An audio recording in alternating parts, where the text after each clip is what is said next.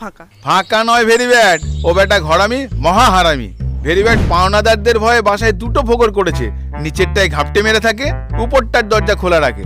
Very good, যারা বাসায় আসে তারা ভাবে বাসায় কেউ নেই, তো তুমি সঠিক ফোকরে গেলে ওকে ঠিক পেয়ে যাবে। হ্যাঁ, তবু তুমি কতটা নারী একটু যাবে না? কুটের বাচ্চা একটা, ঘরের একটা কাজ করে না। আরে একটা কাজ হলো তো করতাম, তোমার তো হাজারটা বায়না। আর নিজে যে দিন দুপুরে শীত ঘুম দিচ্ছ, তখন সেটা কুড়েমি হয় না। ও তাই তো, আমি শীত ঘুম দিচ্ছি বলেই তো তোমার পাঠার মাংস, খরগোশের ঝোল, মুরগির রোস্ট এইগুলো মুখের গোড়ায় চলে আসছে। হ্যাঁ, সে এমন কাঁচা রান্না, খাবার হজম হতেই এক সপ্তাহ লেগে যাচ্ছে। তো সেই কাঁচা খাবারই তো সপ্তাহে সপ্তাহে সাটাচ্ছ।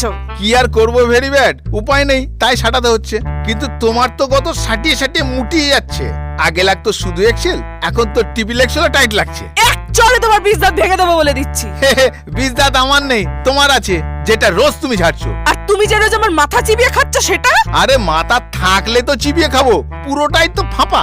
একটা কাজ করো, একটু গোবর পুড়ে নাও, তাহলেও কাজে দেবে। আচ্ছা ঠিক আছে, যদি আমার খোলস না আসে তাহলে তোমার চামড়া ছাড়িয়ে পড়বো।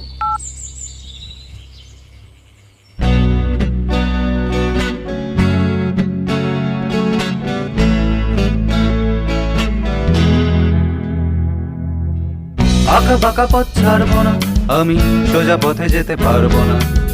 নাগিনী বলে বীজ ছেড়ে আসো, নয়তো প্রেমে পড়বো না। রোগা সাপ বিয়ে করবো না, আমি ময়াল জাতের মেয়ে ছাড়বো না। পাশ বালিশ আর লাগবে না আমার, বালিশে তুলো ভরবো না। ওরা সাপে মাছ চুরি করে রান্না করে পুকুর পারে, কোকড়ো ঘাড়ে ট্যাটু করে পাঠা চিবোয় অজগরে। কালাচা সাপে মানুষ মারে, কখন যেন চুপি সারে। দোষ পড়ে চিতির ঘাড়ে, সবাই ওকে ধরে মারে।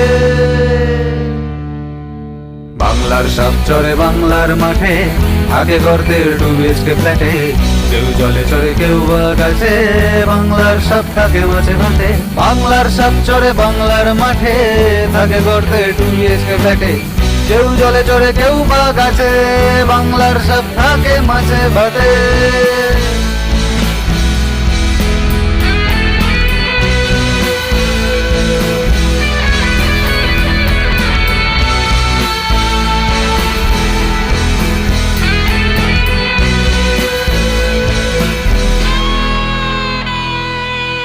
রাগে ফোঁস করবো না, আমি তোমায় ছোবল মারবো না।